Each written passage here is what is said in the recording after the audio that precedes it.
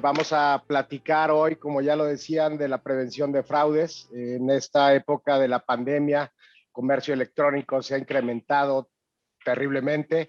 Los hackers andan con todo y tenemos a nuestros expertos, nuestros especialistas que van a compartir su experiencia con nosotros. Muy buenos días a todos. Yo empezaría preguntándoles, en su opinión, este tema, ¿por qué es relevante? ¿Cuál es la relevancia que tiene en estos momentos que estamos regresando, estamos saliendo de la pandemia? ¿Qué importancia toma en este momento el tema? Creo que me toca empezar a mí, ¿no? Gracias, Memo, mucho gusto a la audiencia, gracias por estar aquí. Primero me presento nada más rápidamente para que tengan el contexto.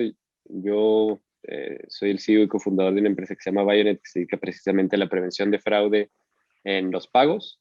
Entonces, ¿por qué es importante prevenir fraude? Al menos desde nuestra perspectiva, que está muy pegado, como les digo, al sector de pagos, sobre todo pagos digitales, que como todos saben, han crecido muchísimo en la pandemia.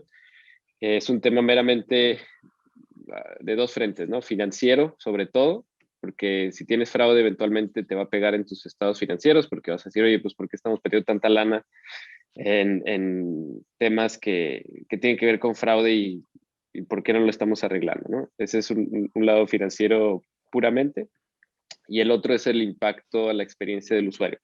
A raíz de la pandemia, no sé si sepan, pero, por ejemplo, las ventas por Internet se triplicaron, pero al mismo tiempo, los ataques de pagos fraudulentos, los intentos de fraude en pagos digitales se cuadruplicaron, ¿no? O sea, crecieron más que los mismos pagos normales, ¿no? Entonces, ¿qué es importante? Pues de esos dos lados, ¿no? Desde la experiencia de usuario, pero también desde el lado financiero. Si no te pones abusado con el fraude, puedes estar perdiendo muy fuerte en esos dos canales. Sin duda, incluso a mí me pasó, en esta pandemia tuve que hacer varios reclamos a mi banco por cargos que no eran míos. Vamos a escuchar, sí. Por suerte fueron más los que sí eran míos que los que no eran míos. Hay un súper paréntesis muy rápido. El banco no es el que pierde, ¿no? Cuando hay un reclamo del comercio, el que le pagaron con una tarjeta robada, por ejemplo, es quien pierde, ¿no? Ahí es un pequeño paréntesis que también sirve de contexto, ¿no? A ver si al final en las conclusiones nos explicas un poquito más de eso, al menos yo no lo sabía.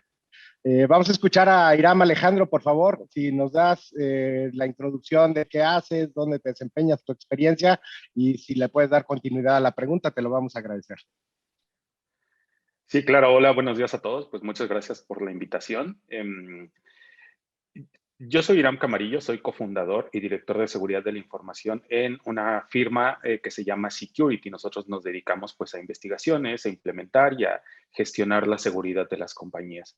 ¿Por qué es importante ver esta parte de los fraudes ahora después de la pandemia? Durante la pandemia tuvimos un auge o un crecimiento en cuanto a la tecnología, una implementación en muchísimos comercios. Entonces, hay comercios que antes de la pandemia no pensaban en implementar un e-commerce. Ahora están pensando en la implementación o incluso están trabajando para ya salir al mercado y vender sus productos en Internet. También durante la pandemia, pues vimos un incremento demasiado grande en los foros underground, por ejemplo, donde venden tarjetas de crédito, donde se venden tal vez por $5, 100 tarjetas de crédito, 200 tarjetas de crédito. Entonces, eso también le permite a muchas personas, pues, ir a comprar esas tarjetas o esa gran cantidad de tarjetas y empezar a generar, pues, compras que en algún momento pueden terminar siendo un fraude, ¿no? O dañar el patrimonio de alguna persona. Entonces, al día de hoy, yo creo que más que nada es donde debemos de poner especial énfasis y atención a toda la parte de fraude del comercio electrónico, porque muchos de nosotros ya estamos entrando en todo este mercado de la tecnología. Sin duda es bien importante porque además cada vez nuestros datos están registrados en más páginas, cada vez nuestra información está más expuesta y me parece que tienes un punto muy relevante, lo estás poniendo en la mesa, porque estamos mucho más expuestos, tanto empresas como personas, como individuos. Vamos a pedirle a José Antonio también que se presente. Me gusta mucho el ramo en el que tú trabajas, José Antonio. Espero que hagas muy bien tu trabajo, que protejas esa industria indispensable para el buen funcionamiento de la sociedad mexicana. Si te presentas y nos das tu comentario respecto a por qué es relevante el tema de prevención del fraude. Gracias, claro. Buenos días. Mi nombre es, como bien lo dijiste, José Antonio Flores. Yo soy el coordinador de pagos y prevención de fraudes de Grupo Modelo, en específico de sus derivadas de e-commerce, que son Beer House y Cerveza Siempre. Es bien importante tener consideración y conciencia de que el e-commerce se despegó, como bien lo comentó José hace rato, de forma abismal. De este lado, lo que nosotros buscamos son entender los consumos, entender patrones de consumo. La cerveza es un dinero líquido, ¿no? Es algo que se puede mover de forma muy rápida y sobre todo que puede generar grandes pérdidas para todos, ¿no? Tanto para quien consume, quien tiene sus tarjetas, como para quien las vende, en este caso nosotros, ¿no? Entonces, este año para nosotros ha significado un crecimiento en transaccionalidad, en ventas, en intentos de fraude, en ataques, ¿no? De este lado siempre buscamos como entender a los consumidores para protegerlos y para evitar que esto se vuelva una bola de nieve que no se pueda controlar más a futuro, ¿no? Porque una vez que detectan que hay vulnerabilidades en ciertos establecimientos o ciertos comercios, se van ahí hasta que no paran, ¿no? No paran hasta que se acaban las tarjetas que encuentran en el mercado, como bien lo dijo Irán, que compran, que se dedican a esto, ¿no? Entonces, de este lado nos encargamos al 100% de estar cuidando toda esta parte, ¿no? Gracias por tu comentario, José Antonio. Vamos, ahorita decías que buscan patrones, que están tratando de a través de una investigación o de una estructura de comportamientos, y me parece que ese es un camino muy importante en el tema de la cybersecurity en general, específicamente para la prevención de fraudes. Vamos a nuestra segunda pregunta. Me gustaría hilar sobre lo que han estado diciendo. Irán, yo te quisiera preguntar, algo que ha avanzado también mucho en estos meses, que se ha exponenciado, es la inteligencia artificial. En tu punto de vista, en tu experiencia, ¿cómo la inteligencia artificial, el machine learning, todas estas tecnologías cognitivas nos van a poder ayudar a la prevención de fraudes cibernéticos? Bueno, específicamente el cómo, yo creo que es algo muy importante. ¿Por qué? Porque en la inteligencia artificial y el machine learning hace toda la actividad que una persona o incluso un ejército de personas no puede hacer, ¿no? Es decir, si ahorita, por ejemplo, como lo comentaba José Andrés y lo comentaba José Antonio, nos empiezan a recibir muchísimas más transacciones que antes de la pandemia, pues es imposible contratar a una persona o tener a un ejército como para que esté analizando cada una de las transacciones. Cuando se analiza una transacción, entiendo que se analizan a lo mejor más de 20 puntos que pueden considerar si una transacción es fraudulenta o no. Entonces, la implementación de este tipo de tecnologías, la rapidez con la que se analiza cada una de las transacciones, pues es una de las ventajas que se tiene sobre un mundo. Hay que recordar que algo muy importante es que no solamente nos debemos de enfocar en la parte de transaccional, es decir, en cuanto los atacantes, o en este caso los criminales, ingresan el número de la tarjeta y hacen todo el proceso para realizar alguna compra fraudulenta, sino esto es parte de un ecosistema, que es un ecosistema en el que tal vez en algún momento, y es un ecosistema que nosotros muchas veces no podemos considerar o no podemos controlar, los sistemas que tal vez en alguna compañía implementa, que son vulnerables, cuando a alguna persona le clonan alguna tarjeta, tal vez en algún momento una persona ni siquiera vive en esa ciudad, o como pasó justamente hace unos meses, que pasaba en Quintana Roo, que había toda una banda criminal que se dedicaba a la clonación de tarjetas a través de los cajeros electrónicos y hacían las transacciones en otros países y retiraban el dinero en otros países. Entonces, ese tipo de situaciones o todo el ambiente en el que se desenvuelve el crimen organizado para hacer fraudes financieros, pues es algo en el que no podemos controlar, que está fuera de nuestras manos, y al final estas herramientas nos permiten detectar tanto las transacciones a nivel, tal vez en pocos segundos o en milisegundos, y también reducir pues los impactos, ¿no? Porque muchas veces hemos conocido a personas que terminan pagando una transacción por la cual nunca la hizo. Entonces, el tener este tipo de herramientas nos permite identificarlas, controlarlas, catalogarlas, ver qué es lo que necesitamos hacer, cuáles son las herramientas nuevas que tenemos que desarrollar, cuáles son las metodologías, cuáles son los procesos que están fallando.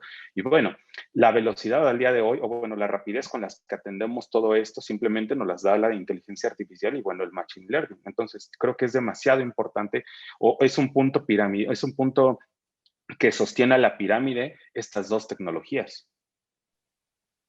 Gracias, Hiram. Me queda claro, el crimen organizado también ha avanzado, también está mejor preparado, también tiene mejores herramientas y nos compartes que a través de la inteligencia artificial, machine learning, es una forma en que nosotros podemos controlar todos estos ataques que se van a ir multiplicando en su cantidad y que difícilmente lo podríamos hacer contratando personas o tratando de hacerle manualmente. Gracias, Irán. Vamos a preguntarle a José Antonio y vamos a pedirle que nos comparta, que sigamos construyendo esta idea de la inteligencia artificial ahora con el tema de los biométricos. José Antonio, ¿qué opinas? ¿Cuál es tu experiencia? ¿Qué tendencias conoces? Sin duda, el fraude tiene mucho que ver, está muy vinculado con la suplantación de identidad. Y me parece que el antídoto está en los biométricos como parte de las soluciones de inteligencia artificial. ¿Nos regalas tu comentario a esta pregunta, por favor? Claro, sí, creo que los biométricos son parte fundamental de esta mejora para entender comportamientos que le suman valor al machine learning y a la inteligencia artificial. Pero también no es dejar a un lado un poco la capacidad que tiene cada dispositivo, ¿no? Que tiene la tecnología, las fallas y las vulnerabilidades que llegan a tener en algunos momentos las tecnologías. Suman bastante, pero aún así siguen dejando ciertos huecos que hay que tapar con herramientas complementarias, ¿no? Con modelos de prevención de fraude. En algunos casos se están ocupando ya no tanto biométricos, sino me han tocado en mi experiencia comportamientos de conducta en la computadora, ¿no? En los dispositivos, cómo ocupas el dispositivo, si eres zurdo, si eres derecho, la máquina, qué tan rápido tecleas normalmente, ¿no? Hoy se lo estamos integrando ya en algunos portales web para entender el comportamiento de cada uno de los consumidores, para eliminar robots, para eliminar bots que son muy comunes en estos medios de pago. Entonces, creo que es un esfuerzo general, es sumarle a todo lo más que se puede invertir. Creo que esa es la palabra clave, inversión, como bien lo comentaste, Guillermo. Los defraudadores invierten muchísimo dinero en esto, ¿no? Y creo que eso también tenemos que hacerlo nosotros como áreas de prevención, como áreas de ciberseguridad, para tener algo más robusto, ¿no? Algo que le ponga de verdad el pie al defraudador, a las células delictivas, que las hagan mermar y voltearse a otros lados a hacer este tipo de malas prácticas, ¿no? Muchas gracias, José Antonio. Sí, ciertamente comentaste algo. Hace un par de años, era un poquito más, como 4 o 5, yo tengo más años que ustedes, a todas luces se ve. El Internet of Things, el IoT, era muy sonado y todo. Y ahora tú mencionaste el comportamiento, Internet of Behavior. Eso es una tendencia, es una realidad, lo dice Gartner, va a estar impulsando pues, la industria a la que nos dedicamos. Y al menos yo no sabía que ya también se veía si era zurdo o derecho y la velocidad de tecleado. Gracias por compartirlo. Vamos a pedirle a José Andrés, tú como CEO de Bionet, ¿qué nos puedes decir en torno a estas conversaciones de inteligencia artificial, machine learning, biométricos? ¿Cuál es tu punto de vista como especialista, José Andrés? ¿Qué nos puedes compartir al panel? Sí, claro, Memo. A mí, mira, desde el lado de análisis de datos, entre más datos tengas para ver los patrones de un comparador, como decía José Antonio, si son buenos o si son malos, o si traen alguna mala intención más bien, porque no creemos que las personas sean totalmente malos, ¿no? Más bien nomás traen intenciones malas. Entonces, entre más datos tengas para saber eso, pues obviamente del lado de prevención de fraude está fregón, ¿no? Y todo esto que tiene que ver con inteligencia artificial, con machine learning, pues trata de hacer eso, ¿no? Trata de entender cuáles son las variables más importantes para predecir que alguien quiere usar mi servicio de manera correcta o es alguien que se quiere aprovechar de él, ¿no? Y en el tema de los biométricos, pues creo que agregan muchísimo valor al algoritmo. Sin embargo, yo tengo un ligero, no problema, pero me preocupa ciertas cosas que hemos discutido, incluso Irán, un servidor, ¿no? Que si bien tienes mucha certeza, pues si consigues un biométrico, desde un lado que yo considero que es el más, lo pudiéramos ver ligero, es la experiencia de usuario también se ve muy entorpecida, vamos a llamarle así, porque si tú dices, bueno, pues estoy comprando en internet, pero si ya en internet me piden lo mismo que casi que en Coppel, o en Coppel me piden menos cosas, o en Liverpool, o en la tienda, donde vaya, pues ya dónde está el beneficio de hacerlo por internet, ¿no? Si me van a pedir hasta muestra de sangre. Yo soy partidario más de una autenticación y un tema de biométricos más flexible, más dinámico, que justo ahí herramientas de análisis de datos, ¿no? Y Machine Learning nos ayudan mucho, ¿no? Es decir, solo voy a autenticar al usuario si hay algo raro, ¿no? Si es un usuario que tiene un buen patrón, que me ha comprado siempre, que no trae 125 correos distintos, etcétera, trae 2, 3 tarjetas y siempre me está comprando a lo mejor desde las mismas zonas, es decir, es alguien que se ve normal, pues ¿para qué le meto un biométrico, no? Algo que también siempre decimos es con esto de los bancos, ¿no? Que ahora tienes que poner la ubicación y ahora los biométricos en las telefonías y tal, pues para la parte de prevención de fraude está perfecto porque ya saben quién es quién, pero el 5% de los usuarios en un mes corriente de una tienda que está vendiendo algo en internet, más o menos el 5% de sus usuarios son los malos, los que les quieren hacer fraude, y el 95% realmente son buenos, ¿no? Entonces, ¿por qué poner sistemas de seguridad de tanta fricción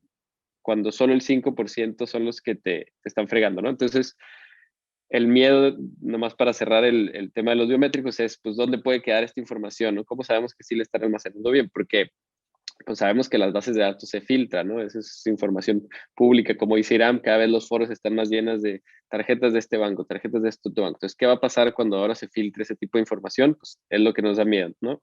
Entonces, mi propuesta es esa, si se va a hacer el tema de biométricos, que sea dinámico, que sea flexible y que no sea sobre el 95%, sino solo aquellas personas que de verdad ese 5% que sí traiga un riesgo que valga la pena meter esa fricción, ¿no? Muy interesante. A mí me parece, y vamos a hacer aprovechando que vamos bien de tiempo, vamos a hacer una segunda rondita de comentarios de esto. Ahorita mencionabas que estabas platicando de este tema con Irán. Me gustó mucho tu punto de vista.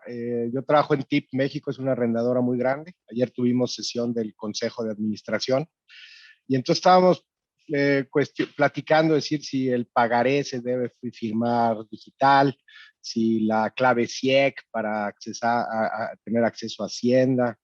Y justo alguien preguntó, dijo, oye, es que ya le estamos pidiendo más cosas que si fuera, que si nos fuéramos a casar. Y me gustó tu planteamiento de decir, oye, pues solo haz verificación al que te genere sospecha. Exacto. Me gustaría un comentario tuyo decir, o de Iram, que dicen que han comentado el tema, ¿cómo saber, cómo identificar a quién sí le hago y a quién no? Mira, bueno, voy a empezar yo porque ya ando inspirado. No, como decir, pues el tema de Machine Learning no es más que otra cosa que tratar de replicar un poquito lo que haría el humano, ¿no? Entonces nosotros lo que decimos es, pídele más cosas hasta que no te demuestre, digamos, lo contrario, como dices. ¿Qué significa eso? Cada negocio es distinto, ¿no? Y en tu caso, a lo mejor tú tienes el patrón de un cliente normal que te está solicitando tu servicio y tienes ciertos casos de gente que te trató de fregar, ¿no? Entonces, muy sencillo, pues siempre y cuando se vea como el de acá, que es el normal, es decir, que a lo mejor los montos del servicio que está solicitando pues, se comporta normal, la frecuencia, a lo mejor si es un servicio recurrente, pues como aquí a José Antonio, ¿no? Que venden cerveza hasta por suscripción, pues que no sea una persona que ya tiene 4 suscripciones, ¿no? ¿Para qué quieres tanta cheve? Ese tipo de cosas que no se salgan de los parámetros normales de tu negocio, ¿no? Cantidades, montos, tipo de productos, categorías, etcétera. Siempre y cuando caiga en ese rubro, pues no le pidas más cosas. Ya empezó a hacer algo raro, a lo mejor me pidió una transacción 3 veces arriba del promedio, pero es alguien que más o menos se había comportado bien, pues ya le pido algo, ¿no? Es ese tipo de lógica un poco más flexible en vez de decir, todos los usuarios se van a autenticar y van a pasar por este proceso. Es como, oye, pues pagamos justos por pecadores. regalas un comentario, por favor? Ha sido múltiples veces citado en esta intervención. Sí, claro. Así como lo dice José Andrés, o sea, sí es muy importante empezar a identificar y no solicitar toda la información, porque al final de cuentas, cuando nosotros empezamos a recolectar información o datos biométricos, nosotros somos responsables de toda esa información. Entonces, el solo solicitarle tal vez la huella digital, cómo la vamos a procesar, cómo la vamos a almacenar, qué es lo que vamos a hacer con ella, cuánto tiempo va a vivir en nuestros sistemas, si tal vez en algún momento esos sistemas están comprometidos y mientras nosotros estamos solicitando esa información se está yendo por otro lado, también a nosotros nos hace parte responsable de esa información que bien sabemos que es una huella digital, no se puede cambiar. Todo mundo tenemos nuestra propia huella digital y si en algún momento se la roban o alguien la logra replicar, pues no es como una contraseña que simplemente la puedas deshacer o deshacerte de ella, cambiarla y ya tener una mucho más segura, ¿no? O sea, al final también tenemos que ver esa parte, la responsabilidad que tenemos en el momento de recolectar toda la información. Ahorita, por ejemplo, con el último anuncio hace unos meses que hizo la que es la entidad bancaria, bueno, el banco, no recuerdo cómo se llama, pero con el último anuncio de que bancos, hicieron, ¿no? la Asociación de o Bancos, ABM. tienes toda la razón. ABM, exacto. Sí, ABM. exacto. Ellos, ahora que hicieron ese anuncio en el que van a recolectar tanto la ubicación como cuando tú vas y quieres generar tal vez una nueva cuenta, o sea, en ese momento también tenemos que considerar que toda esa información pues va a ser almacenada por un banco y no sabemos si tal vez algún gobierno, alguna entidad o alguna otra empresa privada pues va a tener acceso a todo eso. Es algo por lo que no estamos muy al pendientes. Al final de cuentas estamos invadiendo la privacidad, pero la privacidad biométrica de las personas. Y si lo vamos a utilizar eso para simplemente identificar el 5% de las transacciones como los análisis de Bionet lo pueden demostrar, pues entonces en ese momento debemos de pensar en el que, ok, realmente vale la pena, tengo la suficiente capacidad como para almacenar toda esa información, para procesarla y para cuidarla y ofrecer la seguridad a mis clientes o no la tengo. Hay una gran responsabilidad en quienes tenemos a nuestro cargo estas tecnologías, esta información, y quizá no todo mundo tenga las mismas capacidades para hacerlo de manera responsable. No sé, José Antonio, si nos quieras compartir tu punto de vista en esta segunda vuelta que le di a la pregunta de... Sí, claro, digo, en otras vidas, me ha tocado escuchar en foros más abiertos con la Asociación de Bancos de México, con ABM, precisamente que es un tema de discusión muy, muy duro, ¿no? Y biométricos, ¿no? Dispositivos celulares guardan un porcentaje de la huella, se ocupa un porcentaje de la huella, no se puede tomar como el 100%. ¿En qué medida te va a servir tenerla? Como bien lo dijo Irán, como lo dijo José, ¿dónde se va a administrar? ¿Quién la va a tener? ¿Quién va a ser el responsable? ¿Qué pasa si se compromete esa información? ¿Cómo vamos a darle la cara al cliente? ¿Qué le vamos a justificar? ¿No? Porque se supone que estamos ampliando las medidas de seguridad y de repente se compromete una cuenta y ya perdí dinero y ya, y ahora cómo le digo, no, es que está seguro, ¿no? O sea, todas esas partes le han dado miles de vueltas en la cabeza en esos foros. Han existido temas de decir, la huella sirve, no sirve, contra qué la cotejo, ¿no? El gasto que me va a generar cotejarla en INE, ¿no? En ir directo a los servidores del INE, validar lo que seas tú. No todos los bancos tienen esa capacidad monetaria de poder administrar esas bases de datos, conexiones, mantenimientos, ¿no? Creo que es un tema de bastante discusión que ha llevado a ponerle ciertas limitantes también, ¿no? No se ocupa la huella de los dispositivos para hacer un modo de autenticación al 100%, porque simplemente no te manda el 100% del biométrico, ¿no? Te manda un porcentaje. Entonces, ¿qué tan válido es? ¿Qué tan factible es ocuparlo? Creo que al final del día solo, como bien lo dice José, entorpece un poquito la experiencia del usuario al hacer los consumos, ¿no? Ya parece que vas a entrar a una bóveda de una caja fuerte a sacar recursos, ¿no? De huella y digita tu contraseña y ahora pregunta secreta y por último tu OTP que te acaba de llegar para confirmar que eres tú, ¿no? Tu push notification. Entonces, creo que es esa parte de hacerlo más eficiente, a lo mejor menos robusto, más eficiente y con más cuidados, ¿no? Las herramientas de prevención de fraude, como lo es Bayonet, sirve bastante para este tipo de cosas, ¿no? Entonces creo que es más apuntar hacia otros lados que hacia tanta tecnología, ¿no? La tecnología al final del día es vulnerable y es a la que más le intentan pegar en todo el tiempo. Y la pregunta siempre va a ser, ¿quién se queda con la responsabilidad? ¿El consumidor por haber dado los datos o el banco por haberlos almacenado o el portal donde se guardaron? Entonces, creo que es una discusión que va a llevar bastante tiempo para poderlo cerrar así. Decías lo de la huella. Hace un par de años cambió la política de privacidad del WhatsApp y hubo una polémica ahí, todo el mundo, ay, no, nos tenemos que cambiar, vámonos a otra mensajería y todo. Y entonces me decían, oye, Memo, ¿tú qué opinas? ¿Tú te dedicas a esto? Van a tener nuestros datos y van a... Y le digo, a ver, ¿qué les preocupa que tengan sus datos? ¿Quién tuvo un iPhone 6? Y digo, a lo mejor ustedes no, están muy jóvenes, pero yo sí tuve un iPhone 6. Oye, pues desde el iPhone 6 ya tienen tu huella, que eso no te preocupe. Más bien hay que ver cómo le hacemos. Eh, Déjenme pasar a otro tema. Ahorita hemos estado hablando de la relevancia de la prevención de fraude, como la inteligencia artificial, machine learning. Ahora, y todos ustedes, los tres panelistas, como que han coincidido en los datos, en la información que vamos a tener, en toda esta almacenamiento de claves, de credenciales, de identificaciones, todo que vamos a tener. Hay otra tendencia en esta industria que es la ciencia de datos, el data science.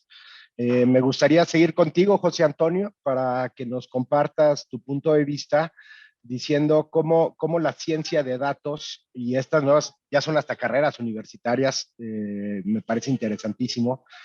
¿Qué piensas tú de la ciencia de datos como ayuda, como herramienta para la prevención de fraudes cibernéticos? Creo que es fundamental, es parte de y complementa muchísimo todo lo que se hace día a día porque responde a una pregunta de qué hacemos con la información, ¿no? ¿Qué hacemos con lo que tenemos, cómo lo trabajamos, cómo lo modulamos? Nos ayuda a entender qué viene, cuál es el futuro, qué es lo que sigue, cómo viene el fraude, cómo si mis reglas están funcionando bien. Yo hablando desde el ámbito de prevención de fraudes, si mis modelos de fraudes están bien, si están previniendo bien, cuáles son las tendencias de posibles ataques que voy a tener yo en un futuro, ocupando específicamente la ciencia de datos, cómo se va a comportar el consumo, ¿no? Cómo trabajar la información que tenemos y que pasan por todos nuestras herramientas, cómo ocuparlas de una manera más eficiente, ¿no? Hoy, como bien lo dices, es creo que una de las áreas más importantes y de las carreras que está tomando mayor fuerza la ciencia de datos. De hecho, yo me he sumado a eso, a tomar un posgrado de ciencia de datos, porque es muy necesario esa parte, entender cómo usar los datos para ayudarle a las herramientas, ¿no? Y nos va a dar nos da una visibilidad bastante amplia de todo esto, ¿no? Comportamientos, si tus reglas están siendo funcionales, cómo mejorarlas, cuál es la tendencia, el consumo, cómo va a subir, cuáles los análisis predictivos que vas a tener, sin tener que llegar tan a machine learning, pero sí con la información que tienes, porque a veces empezar de 0 a 100 los modelos de datos les cuesta trabajo, ¿no? Y meterlos en un machine learning no es tan viable porque no te va a dar una toma de decisión tan efectiva, ¿no? Entonces hay que educarlos, hay que entrenarlos, hay que enseñarlos, entonces creo que es un paso antes de y nos va a ayudar muchísimo en todo esto, ¿no? Acaba participar en una conversación de decir, oye, ahora que tenemos muchos datos, podemos hacer un mar, un data lake así enorme, ¿no? Y entonces decir, oye, pues voy a considerar estas 60 variables para cómo inciden o cómo están correlacionadas para tener un resultado, un comportamiento. Y decía un especialista, si le pones 60 variables, pues todas van a pesar un sesentavo. Lo que tienes que hacer es encontrar de ese mar de información cuáles son las más relevantes o cuáles son las más sensibles. Te pido a ti, José Andrés, que nos compartas tu experiencia. Tú eres especialista en esto. Sí, totalmente de acuerdo bueno, primero con lo que dices tú, Guillermo, y lo que dice José Antonio, ¿no? Está muy padre porque pues todo este boom, ¿no? En la ciencia de datos y machine learning y vemos a todas las compañías y a todo mundo queriendo hacer ciencia de datos y luego cuando te pones a hacer ciencia de datos te das cuenta que el 90% del tiempo es acomodar bases de datos, limpiar archivos, cambiar formatos de archivos, cosas que no es nada divertido al final del día y es más, y es más talache que otra cosa, pero coincido con ambos, ¿no? Para antes de empezar a hacer ciencia de datos necesitas tener los datos, ¿no? Y desafortunadamente en México pues pasa mucho, en Latinoamérica que no tenemos, a lo mejor vamos a llamarle esa cultura de datos, ¿no? Esa cultura de analizar la información, de tener la información pulida, de bases de datos, ¿no? Es decir, de, oye, ok, estamos haciendo un negocio y bueno, no nomás es montar el negocio, ¿no? ¿Qué vamos a hacer cuando el negocio esté andando? Pues analizar las métricas del negocio. Ok, ¿dónde van a vivir esas métricas del negocio? Son preguntas que a veces ni nos hacemos y lo digo también desde el ámbito personal, ¿no? Y vas aprendiendo sobre la marcha, ¿no? Porque sí, nos ha tocado mucho que nos dicen, oye, no nos quisieran hacer un proyecto de consultoría en Machine Learning. Pues, primero que nada, nos dedicamos a otra cosa, pero segundo, ¿tienen los datos o no tienen los datos, no? Y muchas veces la respuesta es no. Y bueno, que del otro lado ya más del impacto que tiene cuando ya lo haces bien, pues es nada más, de nuevo, como decía Iram, ¿no? Como replicar mucho la parte humana o lo que estaría haciendo una persona si pudiéramos replicar el criterio de esa persona muchísimas veces, ¿no? En nuestro caso, por ejemplo, lo que hace Bayonet es cada vez que va a comprar a alguien con alguno de nuestros comercios, que por ahí Grupo Modelo es uno, por eso nos llevamos bien con José Antonio, que al momento que esté comprando esa persona con las variables que tienes, y como dices tú, se trata de encontrar las más contundentes. En el caso de una compra por internet, pues por ejemplo, el dispositivo que está utilizando, qué versión del sistema operativo está utilizando, desde qué IP la está haciendo, cuál es el lenguaje, cuál es el navegador que está usando, todas estas variables, pues todas tienen un peso, como dices, la tarjeta, qué tipo de tarjeta está usando, qué dirección de envío está solicitando el envío, valga la redundancia, todas esas variables, pues las metes en una licuadora de decisiones, ¿no? Y esa licuadora de decisiones lo único que está haciendo en el fondo es, sí, ver qué pasa si esta persona trae, no sé, 4 tarjetas de crédito distintas en un periodo de 15 minutos, pues compara hacia atrás, ¿no? Por eso son importantes los datos, ¿no? Porque siempre quiere comparar cómo se ve lo de antes y tratar de adivinarle al futuro, ¿no? Entonces creo que está muy padre el tema de data science. Desafortunadamente el 90% son cosas muy aburridas, pero ese 10% vale la pena, ¿no? El pastel necesitas la harina, los huevos y la leche, si no, no vas a llegar a ningún lado. ¿Qué nos comentas, Iram? En tu industria, una industria de alcance nacional, no sé cuántos consumidores tengan ustedes, cuántos puntos de venta, tus distribuidores, deben tener una cantidad loca de información. ¿Cómo están usando la ciencia de datos en tu industria? Perdón, sí. Ya sé que es mute, pero yo le digo mute. Nosotros utilizamos más que nada el análisis de los datos, pero a algo que se llama Threat Intelligence. ¿Qué es Threat Intelligence? Es cómo tú identificas cómo un actor malicioso se desenvuelve dentro de algún foro, o cuáles son los tipos de ataques que hace, cómo los hace, con qué herramientas, en qué momento, cuáles son las características de ese ataque. Al final, algo que debemos de entender es de que tal vez hay muchas personas o muchos criminales que tienen el dinero como para comprarse cierto tipo de herramientas, pero muchos de ellos no tienen la capacidad como para cambiar ese comportamiento. Se puede entender tanto a nivel de fraudes transaccionales como a nivel de ataques que muchos atacantes tienen sus propios procesos. ¿Qué quiero decir con esto? No podemos comparar tal vez a un atacante mexicano, a un atacante latinoamericano con un atacante en Europa, ¿no? O en Estados Unidos. Entonces, ese es un punto importante que debemos de considerar al momento de hacer análisis de datos, que es algo que, por ejemplo, a mí me llama mucho la atención de lo que hacen en Bayonet, en el que cuando se hace un análisis no se toma las características que se tiene tal vez en Estados Unidos o en Europa, sino está tropicalizado ese análisis, y una vez que nosotros logramos tropicalizar, así podemos entender cómo es que las personas dentro de tal vez del país o en Latinoamérica que hablan español, pues podemos identificar muchísimo más fraudes o ataques muchísimo antes de que en algún momento se lleguen a tal vez a descarrilar, ¿no? Un ataque en el que tal vez comienza desde un punto, pero pues puede llegar a tal vez a secuestrar información, a robar información o hacer un daño mucho más grande a una empresa. Entonces, el análisis está bien, está genial, es perfecto, pero mientras esté tropicalizado, tanto al idioma como a las características o el comportamiento. Al final de cuentas somos seres humanos y todos seguimos un patrón, tanto todos los días cuando vamos al trabajo, cuando comemos, qué es lo que hacemos, ¿no? Todos los días. Hay análisis que nos dicen que siempre repetimos un patrón durante toda nuestra vida. Entonces, mientras lo logremos tropicalizar a el mercado que estamos analizando, yo creo que eso es algo muy importante que pues nos va a ayudar y nos va a tener una ventaja sobre cualquier criminal o cualquier grupo. Gracias por tu punto de vista, Irán. Vamos a seguir platicando acerca de esto de datos, porque al final la información es lo que hay que cuidar. Hay un concepto, José Antonio, me gustaría pedirte tu opinión de data collection. Esto es, estamos interactuando con nuestros consumidores, con nuestros clientes, proveedores, lo que sea, estamos en un ecosistema muy grande. Y todas esas interacciones van dejando huella, van dejando data, van generando registros.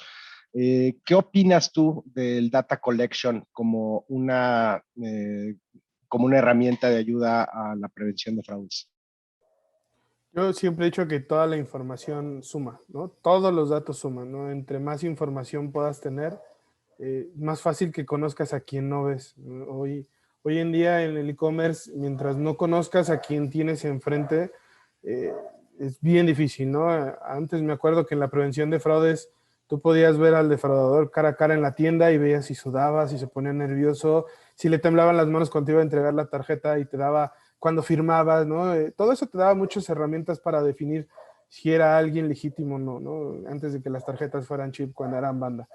Hoy no conoces a quien te está comprando, ¿no? Hoy simplemente ves un nombre, ves un correo electrónico, una dirección de envío y listo. Entonces, la verdad es que hoy esa data collection nos ayuda muchísimo a entender quién es, de dónde es, cuándo es, si ha comprado en otros negocios, si tiene antecedentes de consumos en otros lugares. Las herramientas de prevención de fraudes como Bayonet, cuando están conectadas a otros comercios, te ayudan a entender si ha comprado, si ha tenido riesgos, si ha tenido contracargos, si es quien dice ser, si siempre compra con la misma tarjeta. Creo que todas esas migajas de pan te van dando herramientas para armar un algo, ¿no? Y entender quién es el que te está comprando, ¿no? Y eso nos ayuda muchísimo en la área de prevención de fraudes. Antonio, sí, sin duda coincido contigo. O sea, mientras dejar en la mesa o dejar que pase cierta información podría ser más costoso en el largo plazo. Tenemos una pregunta de Andrea Villar. Vamos a ver si José Andrés nos ayuda a contestarla. Y dice, ¿cómo se puede medir el riesgo de un usuario nuevo? Que la herramienta de prevención de fraude o nuestras políticas, nuestro proceso tenga una sospecha y lo rechace y no se concrete la venta. ¿Cómo, José Andrés, podemos tener un balance adecuado en decir, oye, no invertamos $1,000,000 en cuidar un billete de 100? Eso, ¿qué nos puedes decir?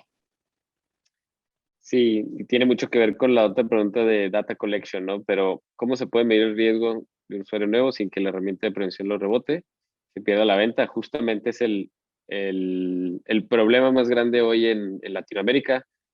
No es el fraude en sí, no son los pagos fraudulentos, y aquí José Antonio estaría de acuerdo, sino es los que le llaman los falsos positivos. Gente buena que trae la lana, que trae la tarjeta, que a lo mejor ya le invertiste el costo de adquisición, que a lo mejor ya tiene un lifetime value ahí contigo, a lo mejor ya te había comprado, lo que sea, pero en este caso si es un usuario nuevo, pues, sin duda hay un costo de adquisición, y que no pueda pagar, pues es una pérdida horrible, ¿no? De hecho, pierdes como 4 veces más por una venta buena que rechazaste que por un fraude como tal. Entonces, ante ese contexto, pues es justo a lo que nos dedicamos empresas como Bayonet, ¿no? Y afortunadamente hay competencia allá afuera para que a todos nos haga mejorar, pero lo que hacemos las herramientas de prevención de fraude es entender los patrones de cada negocio que está vendiendo en Internet. En nuestro caso, nosotros le damos servicios desde empresas que dan créditos hasta empresas que venden cerveza, neobancos como Rappi, empresas que venden boletos como Boletia, etcétera. Entonces,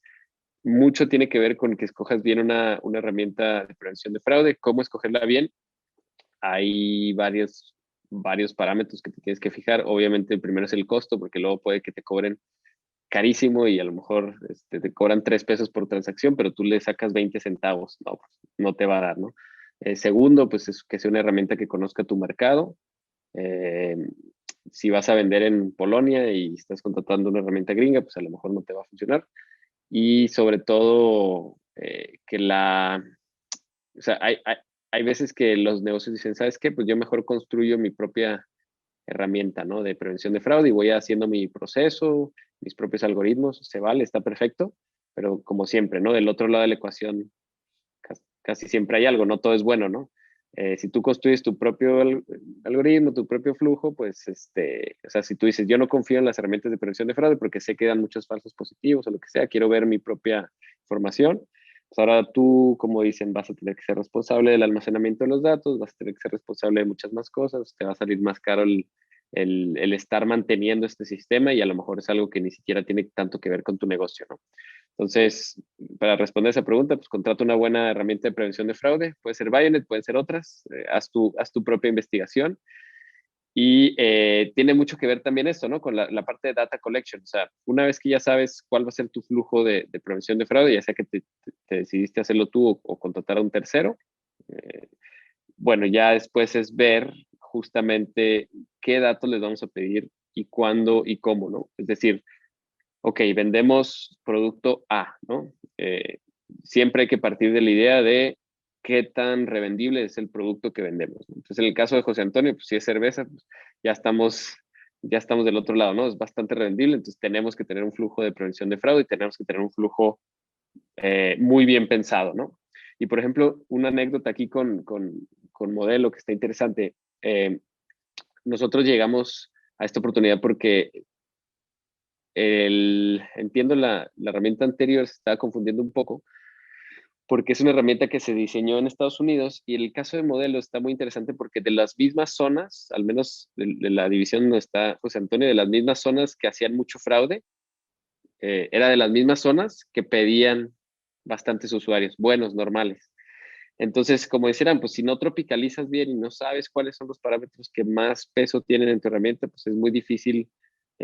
O cuando hay casos como estos donde tienes que ser muy fino, pues ahí se va, ¿no? La venta, ¿no? Entonces, data collection es clave, o sea, entender cuáles parámetros juegan mucho. Aquí no hay de otra, es mucho prueba y error. Por eso vale la pena apoyarte herramientas de prevención de fraude, por esa prueba y error ya no la tienes que hacer tú, ya la hicimos nosotros con otros comercios antes de llegar a ti. Pero si lo quieres decidir hacer tú, pues sí, va a ser prueba y error, entender, ok, esto se ve bien, esto se ve mal, este nos trató de fregar, este no. Y así puedes ir midiendo el riesgo de un usuario nuevo, pero es, pues, que sepan que es algo, como dice, ¿no? Sí es un reto del e-commerce porque no tienes a la persona viéndolo, ¿no? Gracias, José. Iram, ¿qué nos puedes aportar respecto al Data Collection? ¿Cuál es tu punto de vista? Pues yo creo que es algo demasiado importante, más que nada hoy en día. Ahorita el utilizar toda la información que está disponible para nosotros y que podemos recolectar, obviamente siempre con consentimiento del usuario, pues nos puede ayudar o nos puede colocar por encima de otras compañías o de otros procesos que no tienen ese tipo de análisis, ¿no? Tanto a nivel de sistemas de pagos como a nivel de análisis de ataques o análisis o inteligencia criminal, eso también nos ayuda muchísimo porque podemos determinar qué es lo que esperamos, cómo debemos de ir, cómo debemos de comportarnos, cuáles son tal vez las cosas o las herramientas que están fallando en este momento, qué es lo que debemos mejorar, porque al final yo creo que algo muy importante que siempre debemos de considerar es de que así como nosotros colocamos un proceso o colocamos una herramienta, el día de mañana no va a servir igual. Es decir, un mes o 2 meses o incluso 6 meses no nos va a servir, sino debemos de entender cómo está funcionando el ecosistema en el que estamos protegiendo o en el que nos estamos desenvolviendo, y que eso nos ayude a nosotros a mejorar cada uno de nuestros procesos y nuestras herramientas, porque al final vivimos en un sistema evolutivo. Toda la parte tecnológica es evolución, evolución y evolución. Entonces, esta parte de recolección de datos es a donde nos va a llevar a mejorar, pero a mejorar de una correcta forma. Gracias, Iram. Voy a la última pregunta o el último tema de discusión y después pasaremos a una reflexión final. Estamos hablando de la recolección de datos. Ya lo mencionamos a la mitad de la conversación. ¿Qué pasa si esa recolección de datos me da miedo quien la tenga? Y quiero hacer referencia particular al registro de celulares, que es una iniciativa en la Cámara Legislativa de este gobierno. ¿Cuál es su punto de vista? Es algo a favor? ¿Es algo que beneficia a la sociedad? ¿Nos pone en riesgo? ¿Qué saben de esto y qué nos pueden compartir?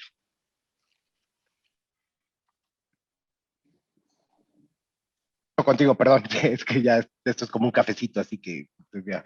Empiezo contigo si quieres, Irán, por favor. Ok, la parte del registro de la obtención de información o de datos personales, incluso los biométricos para comprar un celular, la realidad es de que desde nuestro punto de vista no lo vemos demasiado viable. ¿Por qué?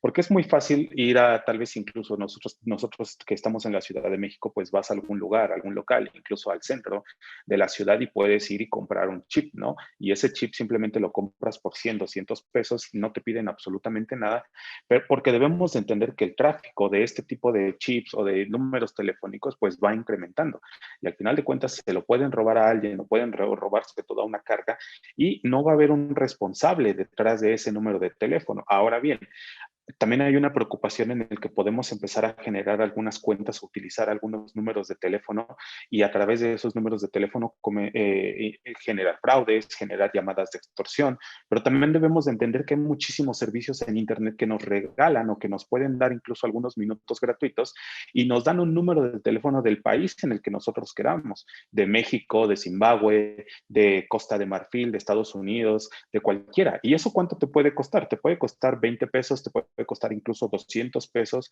Al final, la tecnología les ayuda o está del lado de los criminales, ¿no? Entonces, imagínense, si queremos reducir tal vez las llamadas de extorsión, va a ser algo imposible, porque si al día de hoy o tal vez el día de mañana querer registrar o obtener un número mexicano, nos va a costar tal vez mucho entregar nuestros datos, bueno, pues al final de cuentas los criminales no se van a quedar con los brazos cruzados. Van a ir a una aplicación, la van a descargar, que hay muchísimas, van a comprar un número de teléfono, le van a abonar tal vez unos 200 pesos, al final la transacción no se va a realizar aquí, se puede realizar por PayPal, el dinero va a salir de México, los registros y todo lo que se genere no va a estar dentro del territorio mexicano, entonces las llamadas se pueden realizar desde Costa de Marfil, que sucede mucho, y se van a realizar tal vez para extorsionar hacia los mexicanos, ¿no? Entonces, debemos, yo creo que tener un control más allá de simplemente solicitarle los datos a las personas, sino es cómo las telefónicas están compartiendo o están vendiendo o regalando esos chips, cómo es que ellos activan esas líneas sin ni siquiera tener un control sobre a quién se las están dando, quién le está activando, desde qué punto, tal vez igual incluso, ¿no? Desde, ok, tengo un punto en el que me está activando tal vez 100, 200 líneas y esas 200 líneas pues las están utilizando para la parte de extorsión, para generar fraudes, para muchísimas situaciones o para, sí, para fines criminales, ¿no? Entonces, el punto ahí es ese punto que está activando esas líneas es lo importante, es lo que tengo que revisar y no solicitarle toda la información a los usuarios, que al final de cuentas, tanto como ustedes, como nosotros y como las personas que nos están viendo, pues no vamos a ir y vamos a entregar nuestros datos y vamos a generar o a comprar una línea y vamos a utilizar eso para realizar un fraude, ¿no? Y jamás, yo creo que cualquier criminal va a hacer eso, va a entregar su información o va a poner su cara de frente como para poder adquirir un medio en el que va a ser utilizado para algo tal vez con fines delincuenciales, ¿no?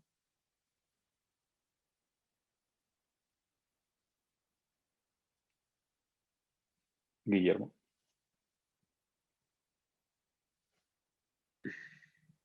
Parece que se le fue el Creo que se internet. trabó, ¿no? Sí, creo que sí, se cayó.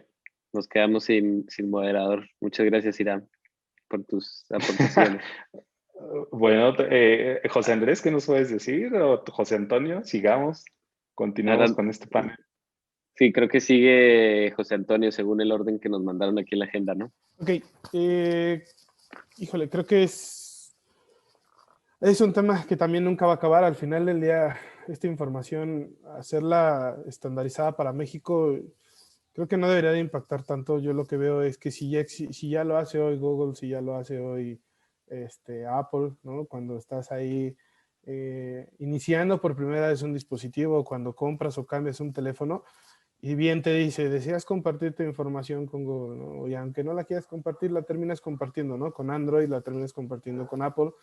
Entonces creo que esa parte de sensibilizarnos, de tomar conciencia de que sí, no está bien que tengamos tantos números en el mercado sin control. Creo que es un gran tema, ¿no? El tener tantos chips, tantos números, como bien lo comentaba Irán, el riesgo que existe en el fraude, en la extorsión, ¿no? Han habido casos ahorita, el caso muy sonado de Santander, donde clonaron el número telefónico tal cual de Santander y te llegaban llamadas y te decían que eran exclusivamente de Santander y te aparecía en el registro que era Santander y bla, bla, bla. Entonces, creo que es un tema que tiene que tener ya un control ya de rápido. Creo que somos uno de los pocos países a nivel mundial en el que tiene tan descontrolada esta parte del registro telefónico, ¿no? Mucha gente se sorprende de que puedas ir al Oxxo y comprar un teléfono sin que te pidan un DIN o un INE, o sea, simplemente dame un chip, listo, toma, aquí está, ¿no? Entonces creo que esa parte se descontroló demasiado, ¿no? Y creo que es un buen momento para tener un control de esto, porque como bien lo sabemos, las personas que buscan hacer daño no lo hacen con dispositivos de nueva tecnología, ¿no? Por ahí lo hacen con teléfonos desechables muy sencillos que no son rastreables, ¿no? Entonces creo que sí es un buen momento para empezar a poner un alto a esto. Interesante, ¿no? Bueno, creo que sigo yo según el orden. Gracias, José Antonio. Sí, yo coincido coincido con la intención de los biométricos, pero creo que me da un poco de miedo el método, ¿no? Porque por otro lado me gustó el ejemplo que pones del Oxxo, ¿no? De que vas y puedes comprar un teléfono prácticamente sin nada. Eso por un lado es muy malo para el fraude, pero por un lado también es muy bueno, ¿no? Porque pues, al final cualquier ciudadano, eso significa que cualquier persona se puede comunicar quizá con otra persona de manera libre y muy rápida y a lo mejor se va a comunicar con la persona que está en el rancho o en Ojinaga o lo que sea y esta persona está acá en Chihuahua donde estoy yo. Y bueno, pues es una interacción bonita que suma a la sociedad, ¿no? Yo pienso que de nuevo, si me voy o con el Pareto o con las métricas que nosotros hemos visto acá en la data, la mayoría de estos usos son buenos, ¿no? Y entonces ahí es donde está la línea que es difícil, ¿no? Yo creo que la intención de prevenir el fraude y las extorsiones por teléfono pues es muy buena porque yo incluso no he sido víctima, pero a cada rato me tratan de extorsionar en el teléfono, ¿no? Y se nota que son, como dices tú, que teléfonos que compraron en el Oxxo y pues son chips que no les pidieron nada. Pero quizá el hecho de tener que darle los biométricos ahora cada vez que quieres abrir una cuenta, ahí es donde, analizando el otro lado de la ecuación, me remito a lo que tú comentabas, ¿no? Bueno, ¿quién los va a guardar? ¿Cómo los van a guardar? ¿Cuánto tiempo? ¿Qué pasa si se les van? ¿Cómo sé que no va a tener otra empresa esta información? Que, por ejemplo, últimamente me han estado hablando muchísimo de una funeraria, que pues yo estoy bien joven, espero, le dije a la señorita, oye, pues espérate, pues, espero no me traigas una mala noticia, ¿no? Porque ¿de dónde sacaste mis datos, no? Entonces, ¿qué va a pasar con eso? Eso es lo que a mí me preocupa. De hecho, yo me amparé en cuestión de este tema para no tener que dar los datos, ¿no? A ver si me la prueban, ojalá. Y ahí está el detalle, ¿no? O sea, nada es blanco y negro. Yo coincido con la intención de prevenir el fraude, la extorsión y tal, pero me da miedo cómo lo van a tratar, qué va a pasar, ta, ta, ta, ta, ta. Y aquí nos pregunta, ¿no, Sofía, algo? Creo que Memo ya está de vuelta. Bienvenido otra vez. No sé, de repente así se fue.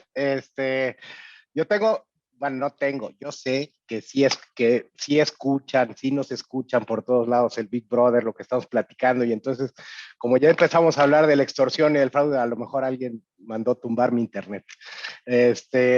No creo tanto. Pero bueno, vamos a la pregunta de Sofía, que quién la quisiera contestar. José Antonio, creo que tú nos pudieras, ahí está en el chat la pregunta. Sí, los retos, ¿no? de la información. Justo es lo que comentaba José Andrés con el Data Science, es la limpieza, es qué necesitas, es entender, no nada más es tener la información, sino es entender para qué la quieres, por qué la quieres y cómo obtenerla es lo más simple, ¿no? Son de las cosas que más sencillo se puede tener. Pero creo que la primera pregunta que se debe responder cuando uno va a trabajar con gran información es ¿para qué la necesito? ¿No? ¿De verdad necesito esta información? Porque es entender todo el concepto de la data. ¿Me va a servir? ¿Tengo que hacer mucha limpieza? Al final del día, esto es lo que necesito. ¿Sí me va a llevar a alguna conclusión? ¿No? Esto son como las primeras preguntas antes de, ¿no? Entonces, para la prevención de fraudes sí toda la información sirve, pero también sí te sirve muchísimo la gente que tienes atrás de las herramientas de prevención de fraude, que son las gentes que tienes que enseñarles a entender. Yo siempre he tenido una metodología en prevención de fraudes para ganarle al defraudador tienes que pensar como defraudador, ¿no? Entonces, no hay más. Creo que todo suma, pero también suma mucho la gente que tienes atrás de los modelos, ayudándote, sumándote, haciéndote análisis, revisiones, visiones diferentes de la que tú tienes, de la que tú puedes llegar a tener, los ajustes que haces a las reglas. Entonces, creo que es bien importante esa parte, ¿no? Sí sé que es un universo siempre de información, pero siempre es enfocarnos a las preguntas simples de ¿para qué me va a servir y cuál va a ser el objetivo de tener esta información? José Antonio, pues vamos a ir cerrando. Tenemos un minutito para cada uno de los panelistas. Quisiera que cerraran con que usaran ese minuto en una idea fundamental que nos pudiéramos llevar quienes los estamos escuchando. Comienzo contigo, Iram. Sí, bueno, a mí me gustó mucho lo que acaba de decir José Antonio, que para tú tener un análisis o identificar cuál es el comportamiento de un atacante, al final tienes que pensar como ellos. Y esa es la realidad, tanto en la parte del análisis de fraudes como también en la parte del análisis tal vez de ataques, ¿no? Identificar esos vectores, qué es lo que hacen esas personas, cómo piensan, cuáles son los recursos que utilizan, cuántos recursos han tenido tal vez o cuántas veces han cambiado su manera, su comportamiento, los recursos que tienen, las herramientas, tal vez al día de hoy son otras, es un mismo grupo, o sea, la identificación y el ver cómo piensan esas personas es algo que también te da pues una ventaja sobre de ellos, porque al final de cuentas es, ok, ya sé cómo piensa, ya sé tal vez cuál va a ser el siguiente movimiento y eso a ti te va a permitir pues empezar a tener una seguridad mucho más robusta y mucho más fuerte. Como decía mi abuelita, piensa mal y acertarás. José Antonio, en un minuto, tu reflexión final, por favor. Sí, creo que es inversión y evolución, ¿no? Al final del día, entre más inversión tengamos, más nos va a dar para no hacer trabajos artesanales y la evolución es no quedarse estancado con lo que uno ya sabe, sino el defraudador siempre busca, y los estafadores siempre buscan evolucionar, buscar, contratar, entonces creo que es parte fundamental de esto, ¿no? El apoyo siempre va a ser una buena inversión y evolucionar, ¿no? No quedarse estancados con lo que uno cree que ya sabe y que domina, ¿no? Porque siempre hay más. El que cree que ya terminó es el que está cometiendo un flagrante error. José Andrés, tu conclusión final en este último minuto, por favor. Sí, yo muy, muy puntualmente creo que si pudiera poner algo es a los que estén aquí que les vaya a tocar o que les esté tocando diseñar flujos de seguridad, diseñar flujos de prevención de fraude, de riesgo, diseñen flujos, sí, pensando en los malos, como dicen Iram y José Antonio, pensando como el defraudador, pero también piensen que esos flujos que diseñen le van a impactar a todos sus buenos usuarios, ¿no? Entonces, tratemos de ser un poco más flexibles, sutiles, dinámicos en todo este tema que tiene con riesgo, autenticación, prevención de fraude, para no hacer del Internet un lugar muy friccionante, o no sé si esa palabra exista, pero un lugar muy feo para comprar, ¿no? Eso es todo de mi lado. Si existe la palabra sospechosismo, existe la palabra friccionante. Muchísimas gracias. La verdad es que un placer platicar con ustedes. Gracias por invitarme y pues ya está. Que tengan buen día, que Dios los bendiga.